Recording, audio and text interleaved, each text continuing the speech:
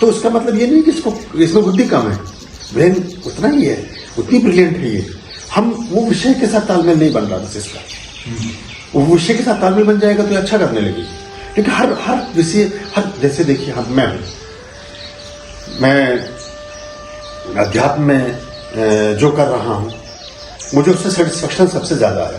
काम तो मैंने बहुत सारे विषयों में किया, लेकिन मुझे जो पर्सनल हैप्पीनेस आई वो मुझे अध्यात्म में, स्पिरिचुअलिटी में काम करके आई।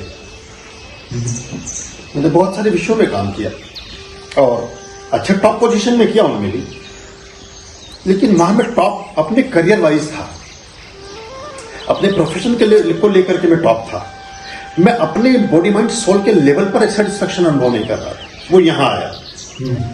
तो मुझे अब लगा कि मुझे शायद इस काम के लिए परमात्मा ने भेजा था, जो काम मैंने शायद थोड़ा बाद में शुरू किया था। तो मैं शुरू से ही उसमें, लेकिन मैं प्रॉपरली मैंने बाद में शुरू किया।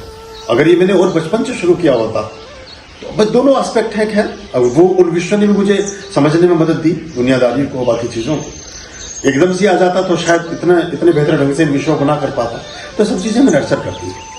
तो ये अगर किसी विषय में कोई भी बच्चा कहीं पर भी, सभी विषय में सभी बच्चे कभी अच्छे नहीं होते। विज्ञान में, आर्ट से रिलेटेड सब्जेक्ट्स में, हिस्ट्री में, सोशल स्टडीज में, हिंदी में, संस्कृत में, इतिहास में, सब में डिस्टिंक्शंस मेरी आती थी। और मैथमेटिक्स में मैं हमेशा ग्रेस के साथ पास हुआ।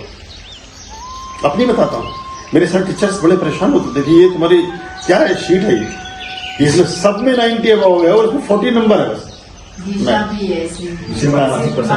हाँ, वो मैथमेटिक्स समझ नहीं आता था कभी। टीचर जो भी समझाते थे वो मेरे सिर के ऊपर से गुजर जाता था और उसका कोई बहुत जीवन में रिलेवेंस है भी नहीं। और बताए सन कॉस थीटा कहाँ काम आएगा। पड़ी रेखा खड़ी रेखा को जब 3 बार काटती है तो जुड़ी क्या लेना देना। कहीं जीवन में मुझे पता कहीं काम आता है, कहीं काम नहीं आता।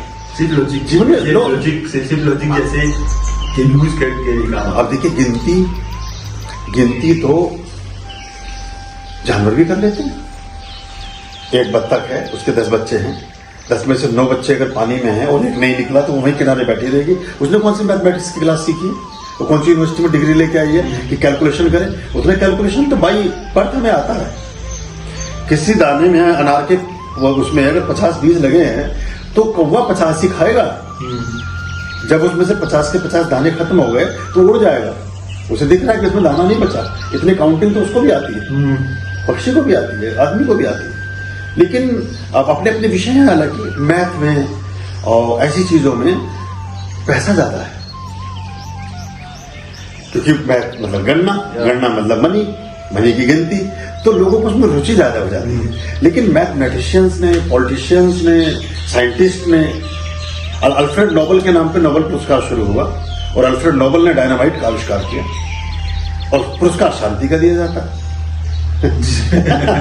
तो ये अगर तो आप जो परमाणु बम बना, अगर ये मैथमेटिशियन और ये वैज्ञानिक ना होते तो बनता भी नहीं। तो उस विज्ञान के देखिए प्रेम, जो आर्ट है, आर्ट हमेशा जोड़ता है। जो साहित्य है, कला है, आर्ट है, वो हमेशा जोड़ता है। समाज में प्रेम, आप किसी कविता को सुनते हुए किसी को गोली नहीं मार सकते। किसी म्यूजिक को सुनते हुए, कोई डांस करते हुए, कोई पेंटिंग बनाते हुए किसी का बुरा नहीं कर सकते। लेकिन आप सीमाओं पे रेखा खींचते हुए, अपने जमीन जायदाद का हिस्सा नापते हुए, उसकी काउंटिंग करते हुए जरूर आप लोगों को मार सकते हैं। जर जोर जमीन, इसी से ये शब्द बना है। या तो पैसे में भी काउंटिंग, या जमीन की भी नाप। ये मेरा 500 मीटर का प्लॉट, तूने 510 में क्यों कब्जा कर लिया, ये या फिर इज्जत या औरत। तो वो उस तरह की चीजें क्राइम को बढ़ाती हैं। तो दुनिया में जितना भी अच्छा पैदा हुआ है वो सब आर्टिस्ट ने किया है, कलात्मक लोगों ने किया है, दुनिया को सुंदर और अच्छा बनाया है। और जितना खराब किया है ये मतलब विज्ञान की एक दूसरे तरह की प्रगति ने किया है। विज्ञान ने हमें सुविधा भी दी है, लेकिन सुविधा के साथ साथ परेशानियां भी बहुत दे दी है। अब जो आज दुनिया जिस तरह के मुहाने पर खड़ी है, जो विश्व युद्ध, थर्ड वर्ल्ड वॉर की पोजीशन बार बार बनती है, वो हर एक के पास इस तरह के हथियार हैं कि हम उसकी कल्पना कभी कर नहीं सकते।